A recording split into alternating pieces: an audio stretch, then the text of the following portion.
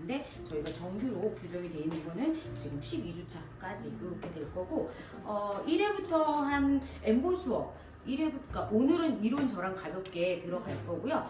다음 오늘 그 드로잉이랑 펜슬 깎기 그 다음에 다음 2회차 엠보 드로잉, 선긋기 이런 거 그 다음에 엠보 수업까지 한 4회차 정도까지는 저희 이제 여기 이 엠보를 전문으로 너무 잘하는 우리 소리 원장님이 다음 시간부터 와서 수업해 주실 거고 그 다음에 제가 이제 머신 이론이랑 머신 기본 수업 제가 들어가고 그 다음에 머신 테크닉이랑 이런 것도 저희 소리 원장님이 좀 봐주실 거예요. 그래서 이제 오늘 원래는 와서 인사하고 이렇게 하는데 이제 한 주 쉬라고 그랬어요. 저번 주까지 너무 바빠가지고 데모 막 계속 봐주고 이래서 어차피 본격적인 수업은 다음 주부터 들어갈 거라서 다음 주에 또 인사하고 하면 되니까 그리고 그 다음에 마네킹 연습 이제 계속하고 그 다음에 시연 데모 시연은 저랑 이제 그 소리 원장님이랑 같이 봐드리기 때문에 데모도 되게 저희 이번 바로 전 기술도 그렇고 데모를 되게 잘 하시고 졸업을 하세요. 그러니까 사람한테 하는 거.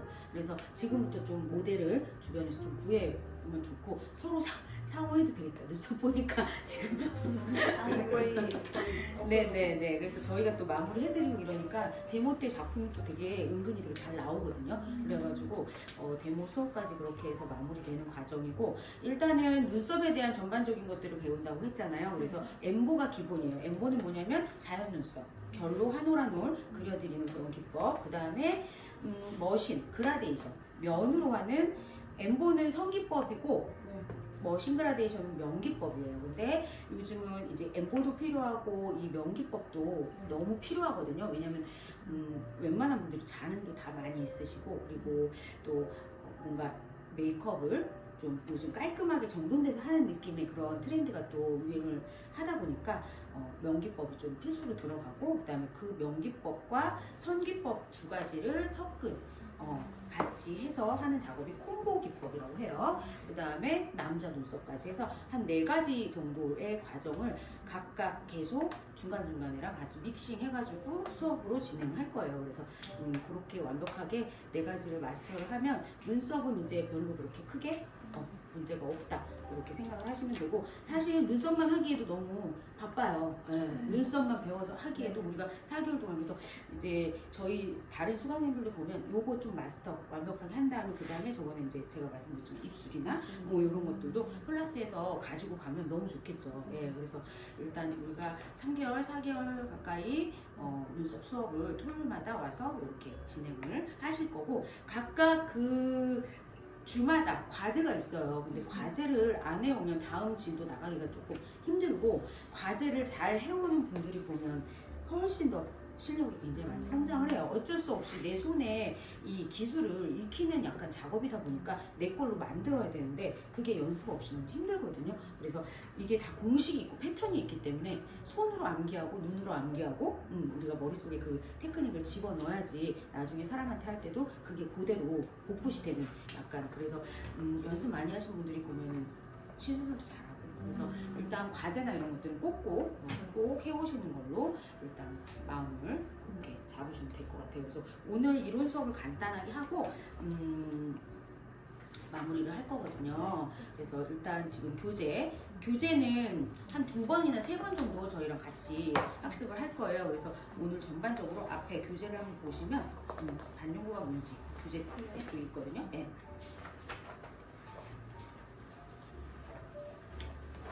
반영구가 뭔지 그 다음에 우리가 어떤 피부 어디까지 주입이 가능하고 이런 것들 같이 한번 배우고 엠보 이론까지 오늘 조금 나갈 거예요. 그 다음에 다음 시간에 엠보 수업 바로 들어갈 거거든요.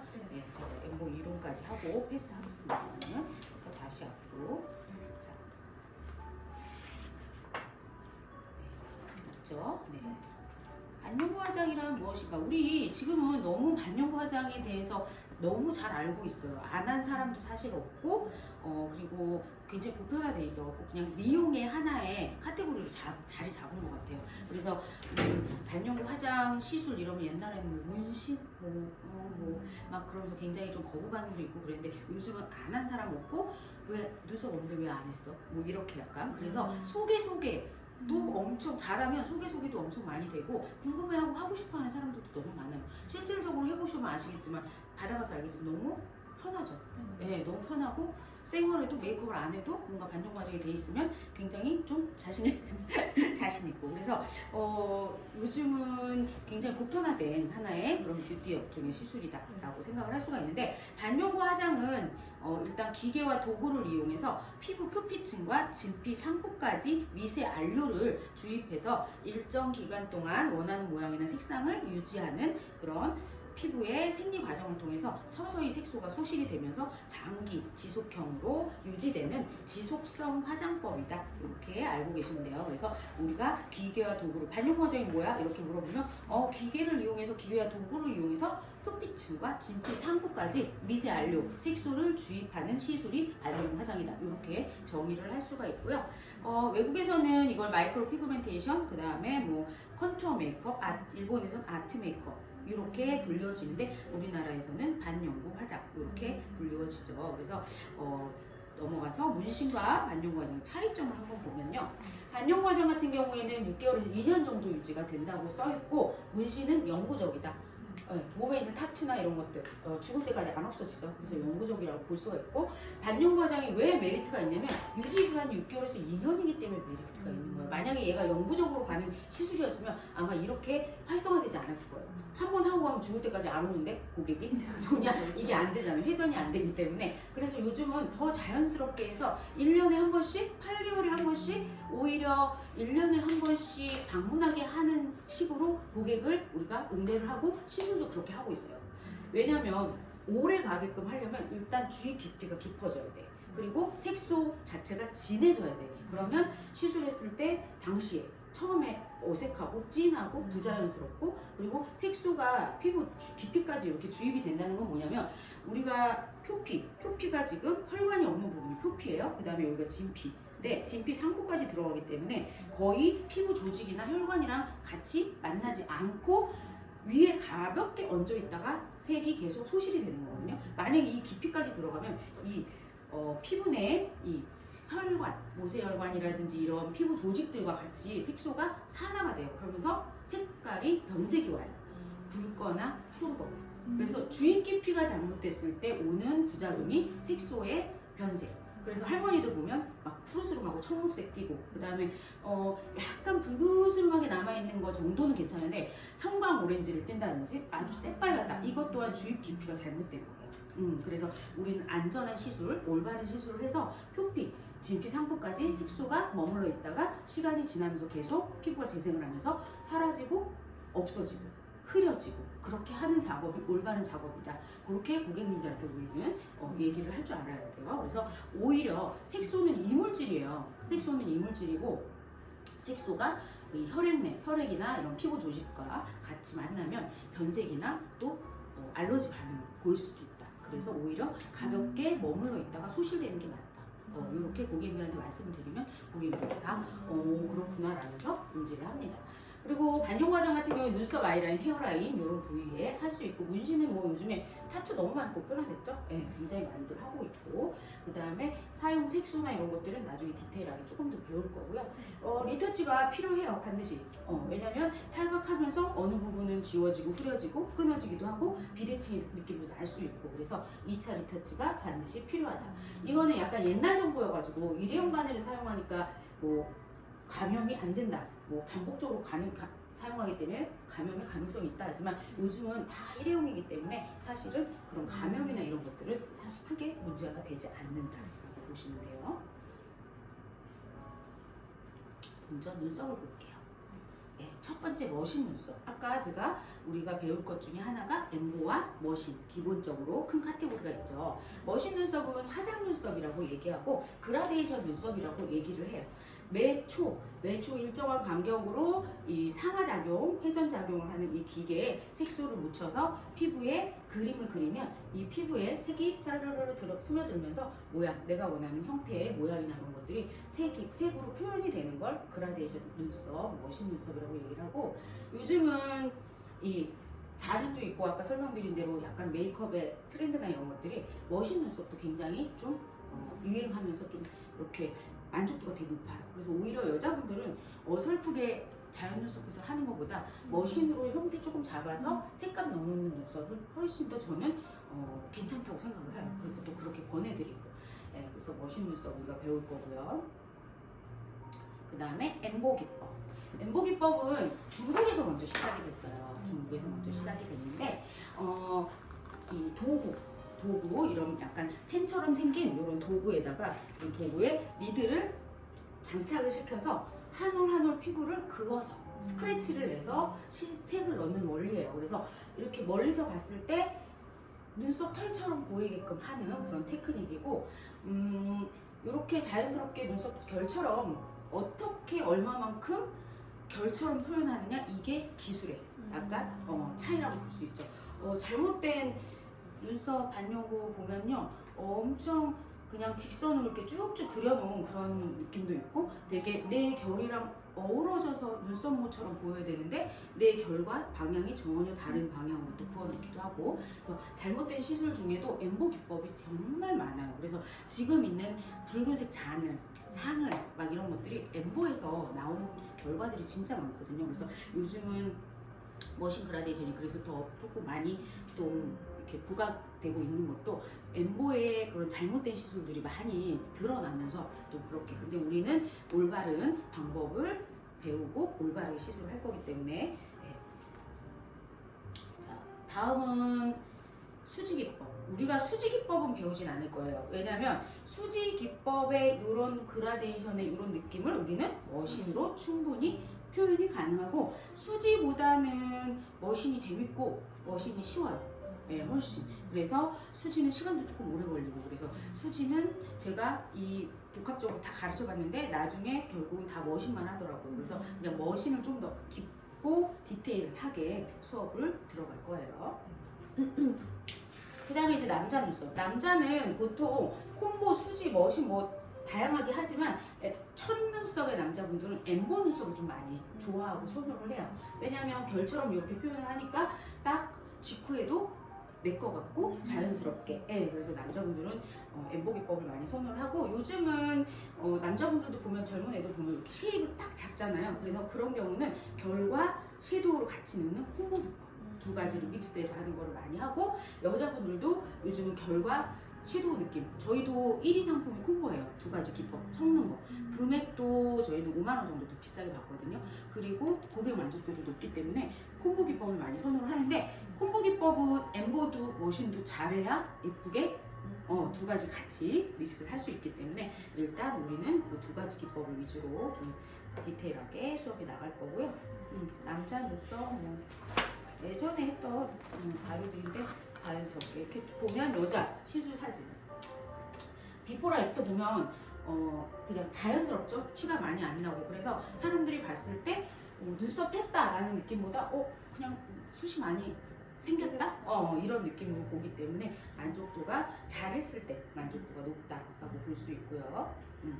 반영 과정의 시술 순서를 간단하게 보면, 나중에 이제 데모하기 전에, 시술을 직접 하기 전에 제가 시술 순서를 다시 디테일하게 들어갈 거지만, 영상도 공유해주고 할 거지만, 일단 보면, 일단은 고객님이 오셨을 때 상담을 잘 해야 돼요. 상담 되게 중요해요. 그리고 고객님의 비포가 어떤 상태인지, 붉은 잔흔이 있는지, 눈썹을 몇 번 해봤는지, 그 다음에 최근에 언제 했는지, 뭐 제거 경험이 있는지, 이런 것들 저희 차트나 이런 거 이렇게 상담하는 그것도 제공을 해드릴 거거든요. 그래서 상담을 체크를 정확하게 해서 이 고객님이 가지고 있는 잔흔이라든지 이런 것들을 분석을 하고 올바른 테크닉으로 상담해서 카운셀링 해줘야 돼요.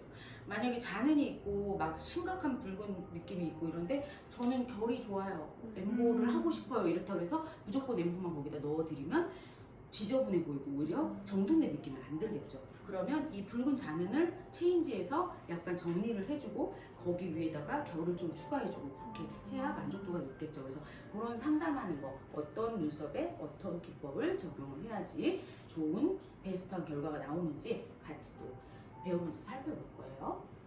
상담이 다 끝나면 이제 시술 부위를 소독을 하고 마취 연고를 발라요. 요즘은 통증반지 연고가 되게 잘 나와가지고 진짜 안 아프거든요. 15분 정도 연고를 바르고 그 다음에 연고를 닦고 디자인을 합니다. 디자인도 굉장히 중요하죠. 닦고 하는 거구나. 네, 닦고.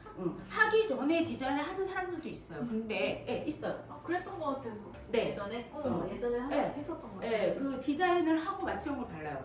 디자인을 하고 마취용을 바를수록 초보다. 아. 왜냐하면 마취용 거를 발라놓고 디자인을 하려면 일단 피부가 경직이 돼 있기 때문에 펜슬 그려지지가 않아요. 잘 안 그려져요. 그리고 근육이 약간 이렇게 굳어 있어서 약간 잡기가 좀 힘들어요. 근데 저는 다 시술 바로 전에 디자인을 하거든요. 경력이 많으면 그리는 거 별로 문제가 안 되니까. 그리고 마취용 거를 어차피 닦아낼 때 디자인 그린 게 다 지워지잖아요. 그러니까 초보자들은 그거를 그려놓고 마취용 거를 닦아야 되니까 마취용 거가 덜 닦인 상태로 작업이 들어가는 거예요. 그러니까 마취용 거를 크림을 이렇게 도포해놓고 디자인을 그려놓고 크림을 도포하잖아요. 그럼 그 크림을 닦을 때 면봉 같은 걸로 이렇게 그냥 쓱 하고 티슈로 잠깐 누르고 디자인이 안 지워지게끔 마취용을 닦는단 말이에요. 그러면 여기에 마취용거가 어쩔 수 없이 단 1%라도 묻어 있어요. 그럼 그거 자체가 피부에 좋은 영향을 끼치지 않기 때문에 저는 디자인 전에 알코올 수압이나 이런 걸로 빡빡 마취용거 하나도 안 남기고 닦으라고 해요. 그게 올바른 시술 방법이거든요. 그렇게 깨끗이 닦고 디자인은 연습 많이 해야 돼요. 그래서 같이 또 우리가 진행을 같이 할 거고 그 사이에 이제 색소나 도구들을 세팅을 하죠. 그 다음에 시술 부위를 시술하고 마무리 냉찜질이나 진정, 팩 이런 것들로 마무리를 하면 끝. 사실 보기에는 굉장히 간단하고 쉬워 보이지만 이런 과정 하나하나가 사실은 또 우리가 이런 디자인 부분도 그렇고 시술 부위에 시술하는 거, 이 시술이 본격적인 90% 이상의 작업이니까 사실 요거를 배우는 거예요. 시술하는 방법을 그렇게 알고 계시면 됩니다. 여기 나왔네요. 잘못된 시술. 옛날 할머니들. 맞아요. 아이라인. 너무 무섭죠. 맞아, 진짜 이런 할머니들 많았어. 지금도 많아. 지금도 많아요. 그쵸? 돈 진짜 많죠. 언더라인 이렇게 해가지고 맨날 오시면 저희는 제거도 같이 하니까 언더라인 제거 이렇게 푸른 눈썹 이런 눈썹들은 다 지우고 다시 들어가야 돼요. 못해요 절대. 못하고 립라인 너무 무섭죠. 이게 바로 색소 주입 깊이 조절이 잘못돼서 이 안까지 깊이 들어갔을 때 혈관의 산화작용으로 인해서 혈관이랑 만나서 색소의 산화작용으로 인해서 이렇게 청록색과 푸르스름한 색깔 띄는 거예요. 붉은색으로 해도 이렇게 되는 거야? 아니요. 연 색소 자체를 잘못 쓴 거죠. 진짜 옛날에. 그럼 근데 진짜 그런 분들 많아요. 약간 커피색, 저 팥죽색. 예전에는 근데 요즘은 색소가 하얀 너무 피부가 아니라 예쁘고 색소가 진짜 너무 예쁘게. 예쁘고 다양해서 요건 기본이고 더 많이 있어요. 색소가 너무 예쁘고 다양해서 요즘은 입술 저렇게 될 일이 절대 없죠. 그리고 요즘은 라인을 막 이렇게 부각시켜서 하지 않기 때문에 그리고 이런 사례들이 나올 일은 저희는 절대 없다라는 거. 그래서 우리가 시술을 잘하려면 피부를 알아야 돼요. 피부에다가 시술을 하니까. 그래서 저는 고객님이 들어오시면 사실 피부부터 쫙 봐요. 이 고객님 피부 타입이 어떤지. 그래야지 피부 타입에 또 맞는 시술 테크닉을 상담해서 안내해 드릴 수가 있거든요. 피부가 굉장히 중요하다.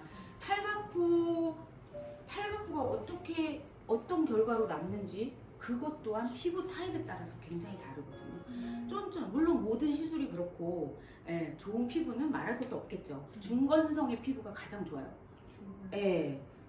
차라리 건조 쪽으로 갈수록 좋아요. 반영구는. 지성 피부다 굉장히 힘들어요. 막 여드름 피부다 더 힘들고.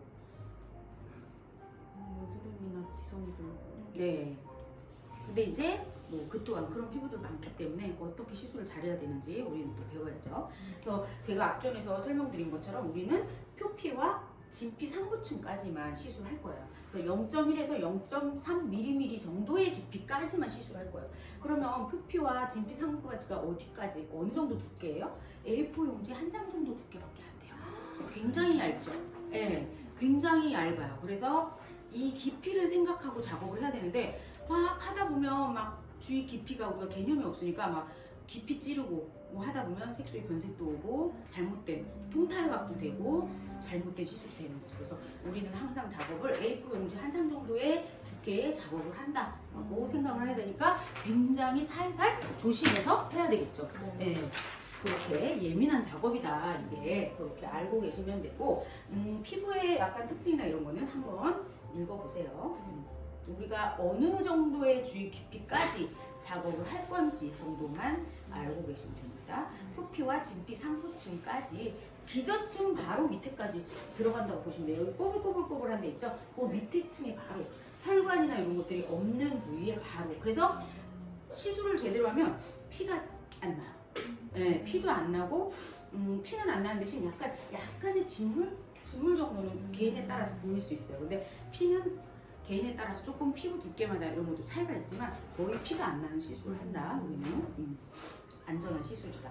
이렇게 보시면 되고요.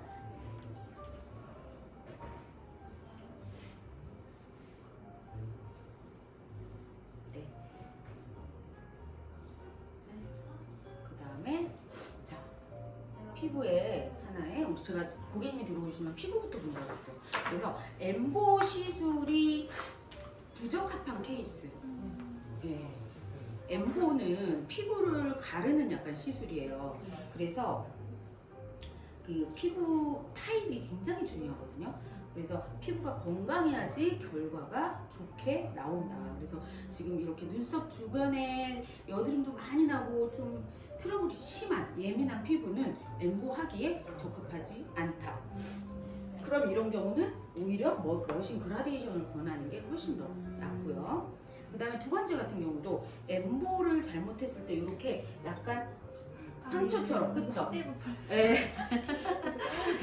그쵸? 빨갛게 이렇게 선으로 약간 사선으로 이렇게 약간 상처가 나 있죠. 예. 그게 주위 깊이가 잘못돼서 상처의 흔적이라고 볼 수 있어요. 상흔이라고 우리가 얘기를 하거든요.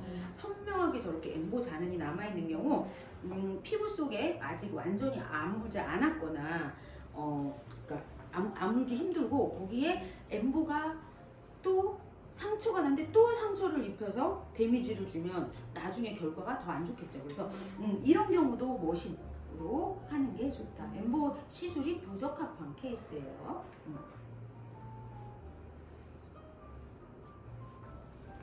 자, 뒤로 한번 넘어갔다가 올 건데 이 페이지 이 페이지 한번 읽어보세요.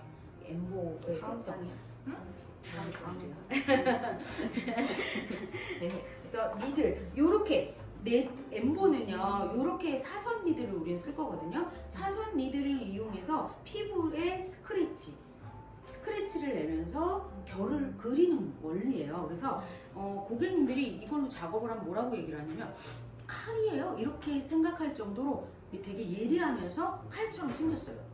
예, 그래서 다음 장 보면은 니들을 90도로 이렇게 작용을 해야 된다. 엠보 작업할 때. 이 다음 시간부터 실제로 배울 건데 90도의 각도에 니들이 어느 정도 다 피부에 닿는 게 좋은지를 지금 약간 설명을 하고 있고 뒤로 쭉 넘어가서 우리 엠보를 한번 볼게요.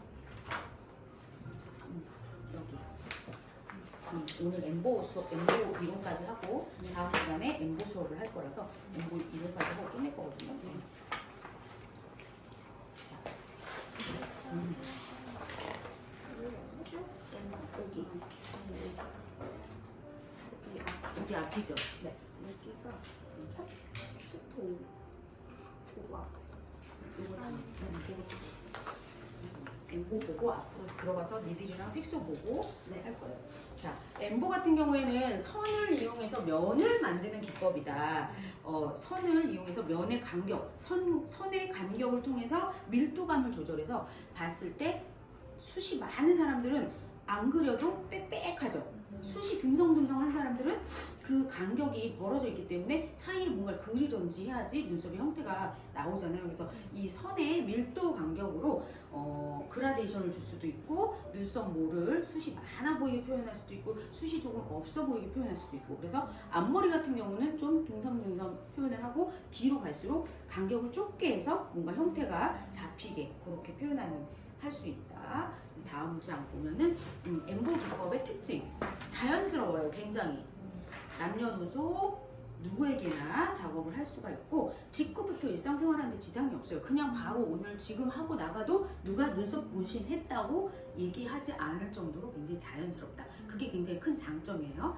그리고 다양한 니들 적용이 가능하고 작업 시간이 조금 다른 그라데이션이나 콤보에 비해서는 좀 빠르게 끝난다.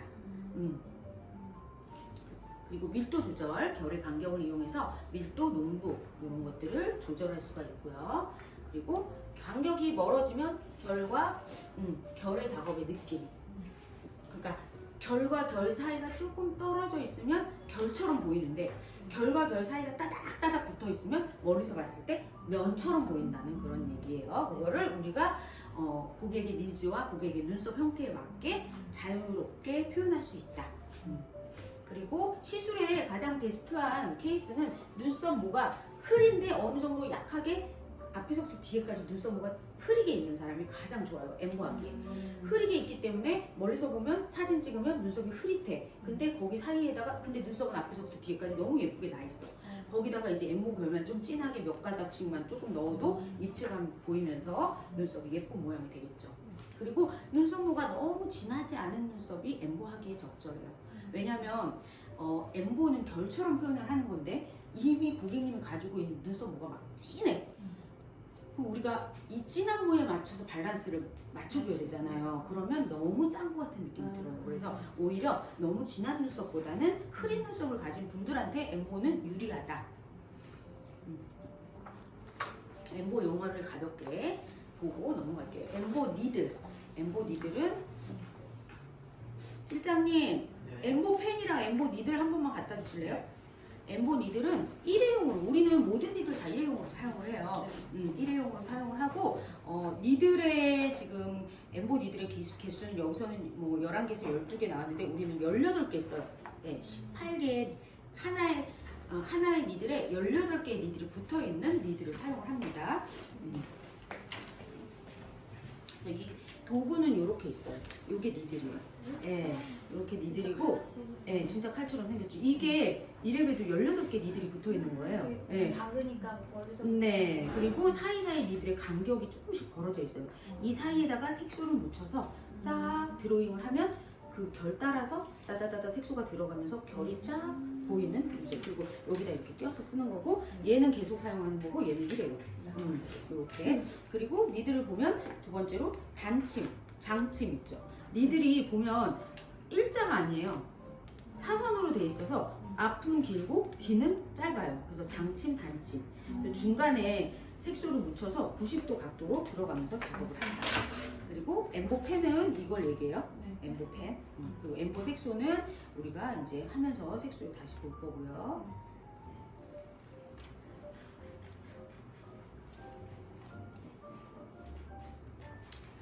엠보의 기본이 되는 선을 우리가 절대선이라고 얘기를 하고 그 다음에 기본선, 메인선, 보조선, 연속선, 교차선 이렇게 용어로 표현을 하는데 그 뒤쪽에서 결 보면서 제가 다시 설명할게요. 크게 중요하지 않은 내용이어서. 그 다음에 선별, 랜딩. 랜딩이랑 앞, 색소 커팅 이 세 가지는 알고 있어야 돼요. 랜딩은 뭐냐면 우리가 한 올 한 올 그리는 그 작업 자체를 랜딩이라고 얘기를 하는 거예요. 예, 한 올, 예, 랜딩. 그 다음에 앞은 뭐냐면 내가 니들 끝이 피부에 닿았을 때 누르는 이 힘. 앞을 우리 A4 용지 한 장 정도의 깊이로 작업을 해야 되는데 앞이 세면 쑥 들어가겠죠. 앞이 너무 약하면 한 것 같은 안 한 것 같겠죠. 그래서 그 적당한 앞을 찾는 거. 그걸 이제 배워 나갈 거고요. 그래서 하다가 압이 세다, 압이 약하다 이 얘기를 진짜 많이 할 거거든요, 우리가. 이거를 압이라고 하면 되고 그 다음에 색소 커팅은 이 니들을 여기다가 껴서 작업을 한다 그랬잖아요. 그럼 여기 끝에 색소를 묻혀요. 어디에다 넣어서 쓰는 게 아니라 하나하나 그릴 때마다 색소를 묻혀서 그리고 또 묻혀서 그리고 그 작업을 색소 커팅이라고 얘기를 합니다. 그 다음에 색소 도포, 색소 배합 정도는 알고 있어야 돼요. 색소 도포는 뭐냐면 일단 결을 다 그렸어. 작업을 다 했는데 그냥 닦아내는 것보다는 색소가 어느 정도 머무르는 시간을 줘야 돼요. 피부가 피부는 재생하려는 힘이 되게 강해서 상처가 스크래치가 살짝 나면 다시 색소를 이 피부가 아물려고 하거든요. 그 아물 때 색소를 어느 정도 머금고 아물게끔 하기 위해서 색소를 작업을 다 끝난 다음에 완전히 마무리하기 전에 색소를 도포를 해요. 발라놨다가 닦아요. 그거를 엠보 작업할 때는 반드시 그 작업을 하기 때문에 제가 하다가 색소 도포하세요 그러면 색소를 다 바르는 거다 이렇게 생각하면 돼요. 이렇게 막 맞아요. 서 바르다를 맞아요. 네. 그 다음에 색소 배합 2가지 이상의 색소를 믹스해서 사용을 하는 경우가 있기 때문에 그걸 색소 배합이라고 얘기를 하고요. 네. 자, 이제 결을 한번 볼게요. 꼬리 쪽은 더 촘촘하게, 또렷하게 간격을 조금 좁혀주고요. 앞머리 같은 경우는 자연스럽게 느낌을 살기 때문에 간격을 조금 느슨하게 해줘요. 그래서 결의 간격을 앞머리 같은 경우는 조금 띄어서 작업을 하고, 네. 꼬리 쪽은 촘촘하게 작업을 한다. 그래서 우리가 최종적으로 엠보 결을 고객님한테 그릴 결은 이 결이에요. 근데 이 결이 생각보다 쉽지 않아요. 그래서 이제 요거를 우리가 외우는 작업, 요거를 이제 계속 앞으로 연습을 할 거고요. 어떻게 이 니들로 얘를 이 곡선이나 이런 것들을 정확하게 표현하느냐. 얘를 피부에다 그렸는데 이 결들이 그대로 딱 남게끔. 내가 결을 작업을 했는데 얘가 떨어져서 나가면서 아무것도 없어. 그러면 네, 그러면 안 되잖아요. 그래서 얼마만큼 정확하게 작업을 하는지 그런 것들을 다 우리가 배우면서 진행을 할 거고요. 그래서 엠보 기법의 중요한 포인트는 이거는 반영구의 중요한 포인트랑 똑같아요. 정확한 텐션. 우리 다 오른손잡이죠? 왼손이에요? 아 진짜 그럼 왼손으로 드리라 뭐 하고 니퍼 다 해요? 네, 저는 와 글씨만 오른손. 아 진짜 나 오른쪽 글씨 칼 잡는 손이 왼손이구나. 네. 그 이제 하면 돼요. 그래서 그러면 왼손으로 작업을 하고 오른손으로 이 본 작업을 하면 칼을 쥐고 있으면 반대편 손 안 하는 노는 손으로 텐션을 잡아야 돼요. 피부가 종이처럼 그냥 이렇게 빳빳하면 모르는데 우리 피부는 꿀렁꿀렁하죠. 그래서 이 피부를 종이처럼 고무판처럼 쫙 펴주는 작업을 하는 게 반대편 손가락이 하는 거예요. 근데 이 작업이 되지 않으면 정확하게 그림 그릴 수가 없어요. 우리가 작업을 할 수가 없어요. 예를 들어서 우리가 이제 카페 같은 데 가가지고 아무것도 없고 냅킨 메모를 해야 되는데 전화번호 같은 거 적어야 되는데 아무것도 없어. 그럼 냅킨을 뽑아서 어떻게 하죠? 쓰려고? 쫙쫙 펴죠. 네, 그냥 그 상태에서 쓰면 안 써지잖아요. 그 원리라고 보면 돼요. 그래서 한 손, 반대편 손으로는 텐션을 정확하게 줘야 된다라는 거. 그 다음에 니들의 각도는 항상 90도. 수직으로 세워진 상태여야 한쪽으로 기울이지 않고 깔끔한 선을 그릴 수가 있겠죠. 예를 들어서 이게 90도로 들어가야지 그려지는 느낌이 선이 일정하게 가는데 90도가 아니라 각도가 이렇게 틀어졌어요. 그러면 이 날이 조금 더 이쪽 피부가 더 상처가 더 많이 들어가겠죠. 그러면 색이 번지거나 색이 일정하지 않은 선이 나올 수 있기 때문에 90도로 쫙 그려주는 게 좀 중요해요. 네, 항상. 그 다음에 아까 앞 중요하다고 그랬죠? 앞을 빼라, 앞을 더 줘라, 뭐 앞이 약하다, 이런 강하다 이렇게 표현을 하는데 앞은 시작 전부터 끝나는 지점까지 균일해야 된다. 각도 90도 균일하게, 앞도 처음부터 끝까지 균일해야 내가 그리는 이 결이 앞에서부터 뒤에까지 깔끔하게 내가 원하는 선을 표현할 수 있다라는 거 알고 계시면 되고요. 색소의 점도는 나중에 커팅, 저 공판하면서 실전하면서 볼 거고, 엠보가 이렇게 탈각이 되면 들었을 때, 뒤집었을 때 이렇게 선이 한 올 한 올이 보여야 된다는 거예요. 네, 이렇게 만약에 앞이 중간에 끊어졌다 그러면 선이 끊어져 보이겠죠. 앞이 빠지거나 이랬을 때. 만약에 각도가 90도가 아니라 각도가 좀 흐트러졌다 이러면 선이 번지거나 어디가 두껍거나 이렇게 표현이 되겠죠. 그래서 엠보 탈각까지 받고 앞으로 다시 넘어올게요. 앞으로 다시 넘어와서 도구 볼 거예요.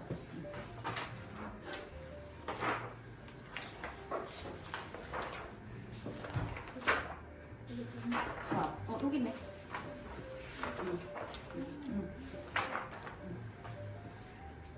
도구는 우리가 머신이랑 니들이랑 색소 세 가지를 가지고 사용을 해요. 그래서 먼저 머신을 보면요. 디지털 머신이 있고 아날로그 머신이 있는데 요즘은 다 디지털 머신을 써요. 그래서 일정하게 전원이 공급이 되고 굉장히 조용해졌어요. 옛날에는 귀 옆에서 작업하는데 막 윙 이래갖고 사람들이 되게 공포감 이런 게 있었는데 요즘 되게 조용하고 그리고 이 출력이나 이런 것들이 되게 일정해요. 되게 안정화돼 있기 때문에 작업하기도 좋고 그 다음에 탈각률이나 이런 결과도 너무 좋아졌다 이렇게 알고 계시면 되고요. 디지털 머신과 아날로그 머신 특징을 여기 설명을 해놨는데 굳이 몰라도 됩니다. 보면 요즘은 디지털 머신에서 업그레이드된 우리가 지금 타투 머신을 사용할 거예요. 타투 머신, 타투 핸드피스. 그러니까 이게 되게 그냥 전 세계적으로 그냥 모든 이제 머신과 니들이 통합이 됐어요.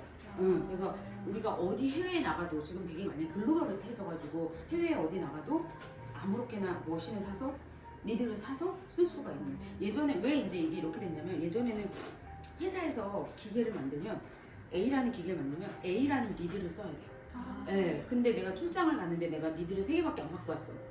없잖아요. 그때 막 소독해서 쓰고 그랬어요. 진짜 옛날에는. 근데 그러니까 니들 이 기계 만드는 회사에서 돈 벌려고 니들이 일회용이니까 기계는 한 번 팔면 몇 년씩 쓰잖아요. 그래가지고 그래서 니들을 따로 만들었는데 지금은 이제 타투 니들 이게 이 뒤 꼭지가 다 통합이 돼가지고 다 똑같은 니들로 전 세계 어디에서나 살 수가 있는 거예요. 그래서 요즘은 되게 일하기가 되게 편해졌어요. 그래서 니들 이렇게 다양한 니들이 있는데 몇 가지 엑스트라 니들로 우리가 사용을 할 거고 아까 엠보니를 잠깐 봤죠. 그리고 타투 니들 볼게요. 타투 니들 옛날에는 이렇게 빠니딜이라고 그래가지고 이렇게 뭐 이렇게 스프링식으로 해서 껴서 쓰는 걸 많이 썼는데 요즘 카트리지 니들로 다 바뀌어가지고 일하기가 굉장히 좀 편하게 돼 있고 니들 종류가 굉장히 다양해요. 그러니까 타투하는 애들이 몸에다가 그림을 그리다 보니까 예를 들면 붓의 종류를 너무 다양하게 만들어 놓은 거예요. 그래서 이렇게 니들을 다양하게 만들어 놨는데 우리는 되게 슬프게도 하나짜리 니들만 쓴다는 거. 이렇게 하나만 써요. 그래서 근데 이 니들들이 뭔지는 일단 알고 있어야죠. 우리는 아티스트고 전문가니까. 그래서 뒤에 페이지 밑에 거를 보면요. 이렇게 숫자가 있어요. 숫자가 있고 뒤에 RL, RS 이런 기호가 있어요. 이 앞에 숫자는 니들의 개수를 얘기해요. 우리는 하나짜리 쓴다고 했죠. 그러니까 1RL, 1RS 뭐 이런 걸 쓰겠죠. 앞에 숫자가 무조건 1인 애를 써요. 그리고 이렇게 니들이 이렇게 동그랗게 모여 있는 거는 선을 그릴 때 쓰는 거예요. 그래서 라운드 형태의 라이너다 해서 RL인 거고요. 이렇게 좀 흩어져 있죠. 얘는 색칠할 때 써요. 쉐딩을 할 때. 그래서 RS 쉐딩. 얘는 라이너. 그렇게 구분을 한다. 아주 기본적인 이런 부분들 지금 이것도 전문가들도 모르는 애들 진짜 많거든요.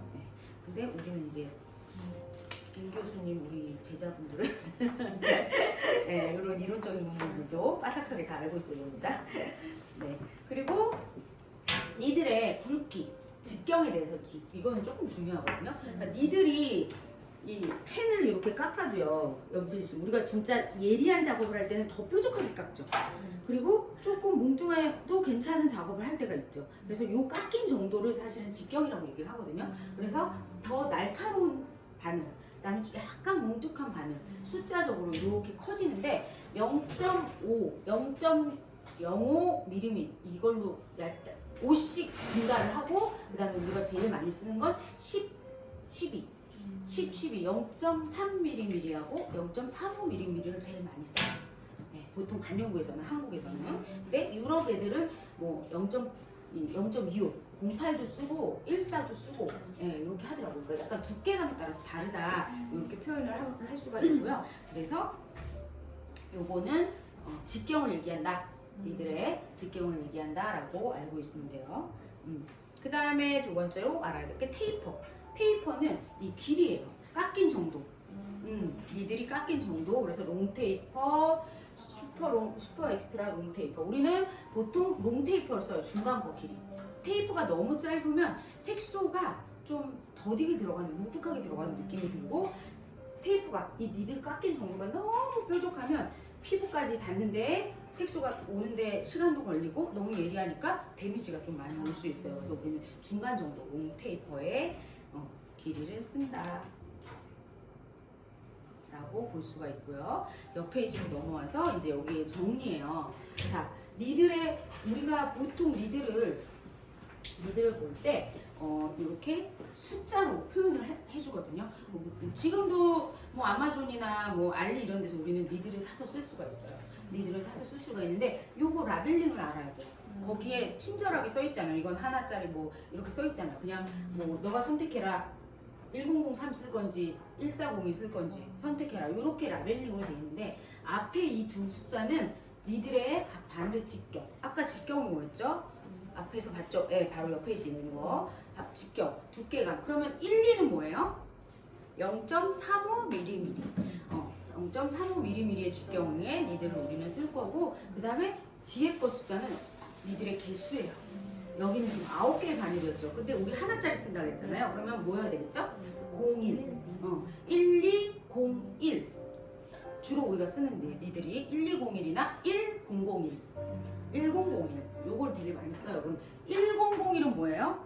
1001은 직경이 0.30 직경에 하나짜리 니들이다. 요렇게 알고 있으면 돼요. 그래서 요렇게. 그래서 우리가 누가 만약에 제일 원장님 이거 니들 한번 써보세요. 이러면서 니들을 줬는데 만약에 뭐 1211 이런 니들 줬다 그러면 쓰레기통에 버려야 되겠죠. 우리 전혀 쓸모가 없으니까. 그래서 그런 라벨링을 보고 니들을 선택할 수 있다 하는 거를 알고 계시면 돼요. 그 다음에 부자재들은 이제 뭐 이것저것 필요한 것들, 그리고 색소, 가장 또 중요한 색소 공부까지 오늘 하고 마무리하면 될 것 같아요. 색소는요, 색소 하나 주실래요? 네. 색소랑 니들도 타투 비누도 하나 줄게요. 색소는 보통 액체 형태죠. 액체 형태인데 원래는 이렇게 파우더 가루, 모든 색소는 이렇게 파우더 가루에다가 같이 섞어서 용매제라는 걸 같이 섞어가지고 분산제, 그래서 액체 형태로 만들어 놓은 게 색소예요. 그래서 이 파우더 가루가 뭐냐에 따라서 염료냐, 안료냐, 무기안료냐, 뭐 유기안료냐 이렇게 표현을 하는데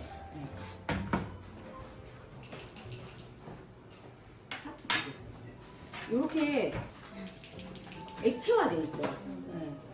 블랙을 갖고 오면 색이 안 보여요. 여기 있어요? 입술 색소로 주세요. 입술 색소. 여기다 보세요. 네네네. 이렇게 액체화되어 있어요. 조금 더 약간 더 액체 느낌이 나고 약간 되직한 느낌이 나고, 그래서 요 파우더 가루에다가 이렇게 용매제를 섞어가지고 같이 이렇게 만들어 놓은 거예요. 그래서 가루와 이 정제수, 뭐 알코올, 글리세린들이 여기 섞여서 만들어져 있기 때문에 얘를 항상 흔들어서 써야 돼요. 흔들어서 써야 되고, 이게 지금 색소 가루가 뭐냐에 따라서 무기냐, 유기냐, 천연색소냐, 합성색소냐 막 이렇게 나뉘어지는데, 이제 시술하다 보면 그런 얘기 진짜 많이 들어요. 이거 뭐예요? 유기안료예요? 뭐 무기안료예요? 뭐예요? 뭐 이런 얘기를 진짜 많이 듣는데, 무기 같은 경우는 이제 소금, 철, 구리, 모래, 돌, 흙 등에서 채취로 걔네들을 이렇게 가루화 시켜가지고 채취해온 거고, 유기는 식물, 동물, 뭐 식물 같은 경우는 데리고 온 게 되게 많아요. 옛날에는 이제 이런 가공력이 우리가 약하고 기술이 발전이 안 되다 보니까 무기안료를 많이 썼었어요. 식물 이런 거, 어떤 우리 과일 알러지 있는 사람들도 많고 무슨 뭐 사과 알러지 이런 것도 있잖아요. 그러니까 아무거나 갖다 쓸 수가 없었어요. 근데 모래, 돌 이런 거는 알러지 반응이 거의 없기 때문에 그런 걸 많이 쓰다가 요즘 이제 이거를 되게 제조하는 기술이 너무 많이 발달이 되면서 색깔이 화려하고 원하는 색을 얻을 수 있다 그래서 이런 유기 쪽에서 많이 가지고 있거든요. 그래서 천연색소, 뭐 합성색소, 옛날에 이제 누가 물어보면 색소 뭐예요? 우리는 천연만 써요. 뭐 이런데 오히려 천연이 더 위험할 수 있어요. 알러지가 생길 수가 있고. 예. 그래서 요즘은 다 합성. 추가 화합물을 넣어서 안전하게 이런 큰 드럼통 같은 데다가 가루랑 색소 파우더 가루랑 용매제, 알코올 이런 걸 넣고 그 다음에 우리 인체에 들어갔을 때 반응이 없는 그런 이제 그런 것들 넣어가지고 같이 24시간 계속 돌려가지고 이렇게 만들어내는 게 단유 색소다. 이렇게 알고 계시면 돼요. 그래서 요 기계는 일단 요즘은 너무 좋아져가지고 무선 머신 이거 드릴 거거든요. 네, 그래서 요 무선 머신으로 이거 하나 있으면 다 돼요. 무선 머신 요거 핸드피스 여기 안에 본체가 다 들어가 있어요. 그래서 요거를 쓸 거고 니들은 아까 제가 보시면 보세요. 1, 2 써있죠. 직경이 0.35 직경이 하나짜리 니들이다. 알고 계십니다. 그래서 우리가 사용하는 니들의 라벨링이 이렇게 있어요. 네, 여기서 적혀 있어요. 요걸 보고서 사용을 하는 거고, 그다음에 처음에는 이제 드로잉북, 다음 시간에 드로잉북을 드리고 드로잉북에다가 연습을 하고 그다음에 공부판까지 연습을 이렇게 해가지고 진행을 할 거예요. 네, 그래서 오늘 기본적인 이론은 여기까지. 네, 여기까지 보시면 될 것 같아요. 그래서 다음 시간에 이제 이렇게 디자인을 잘 그려서 그 다음에 엠보 결 그리는 것까지 아마 수업이 나갈 거예요. 그래서 이번에는 오늘은 해올 건 없고요. 네.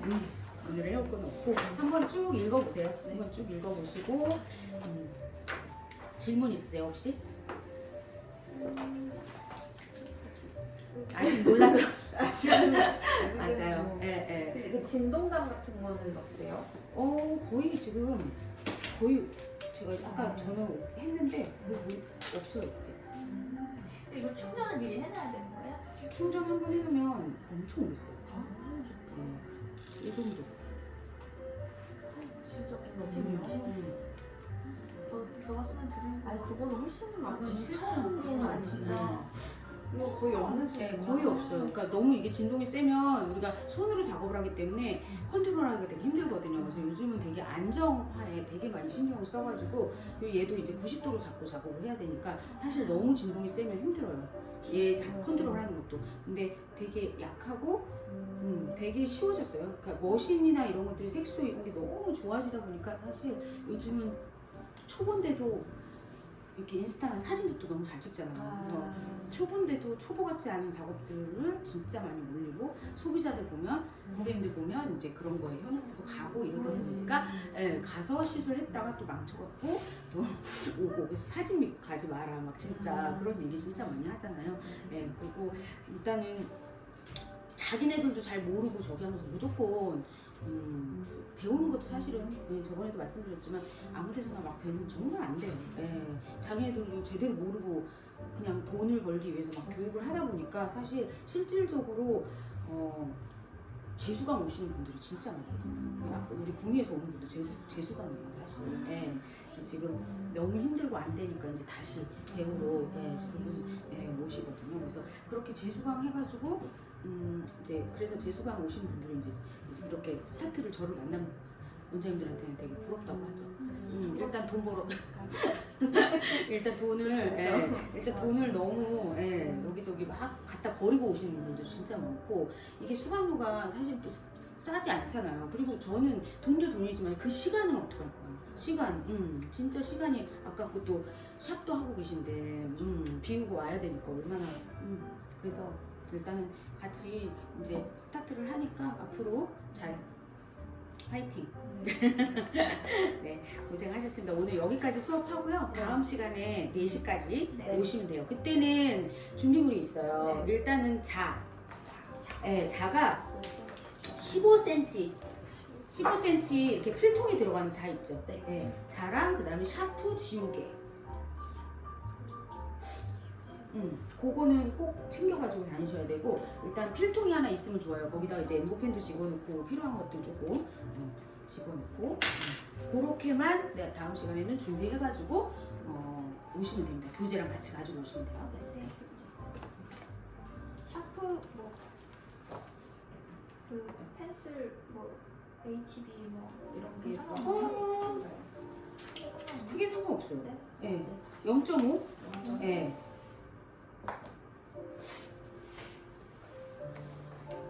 감사합니다. 네. 제가 감사하죠. 이렇게 또 기다려 주셔가지고. 배우려고 하는 거니까. 맞아요, 맞아요. 예. 이렇게 해서 스타트 하시면 되게 재밌어요, 그리고. 재밌고. 약간 저 그냥 등록할 때까지는 그냥 그랬는데 오늘 수업 들으니까 너무 재밌을 것 같은 생각이 재밌어요. 약간 겁나기도 하고 잘할 수 있을까 약간 그런 생각이 당연히 드는데 잘하게끔 또 만들어 드리기 때문에 걱정 안 하셔도 돼요. 연습을 많이 해야죠. 연습을 진짜 많이 해요. 연습은 매일매일 1시간 이상씩 꼭. 그래서 아예 이 연습을 세팅을 딱 해놔요. 그래서 어떤 분들은 저도 항상 식당 옆에 이렇게 바구니 있어요. 예, 머신이랑 거기 있어. 그래가지고 애 자거나 이제 생각나면 꺼내서 또 하고. 너무 어디다가 처박아 놓으면 안 꺼내져요. 그래가지고 눈에 보이는데 TV 옆이라든지 거실이라든지 보이는 데다 놓고 생각나면 무조건 할 일 없다 그럼 무조건 꺼내서 또 연습하고 이렇게. 예, 일하시냐고 또 일 안 하시죠? 네. 일하시냐고 일하시냐고 바빠서 또 짬날 때 짬날 때마다 하시면 되고. 예. 잠 안 자고 하면 돼요. 결혼하셨어요? 아니요. 그 결혼하고 아기도 있어요. 네. 또 그건 있네. 네. 그치. 그렇죠. 뭐 방학이야 또. 맞아. 돌발 저기가 없으니까 그냥 혼자만 네. 그 사실 되니까. 그런 것도 있죠. 맞아요. 네. 그런 그래서 것도 좋지.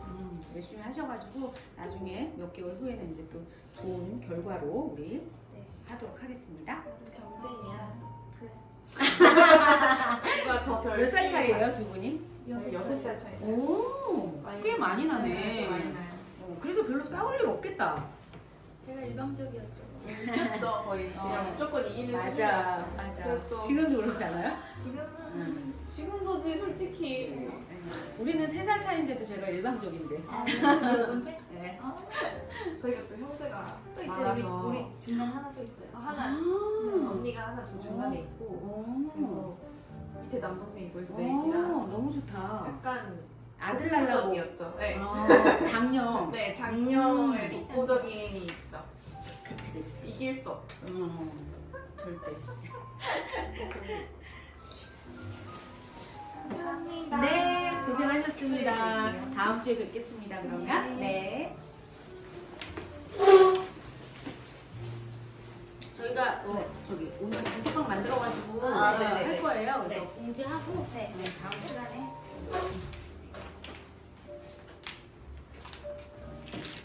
너무 리액션도 좋고 반짝반짝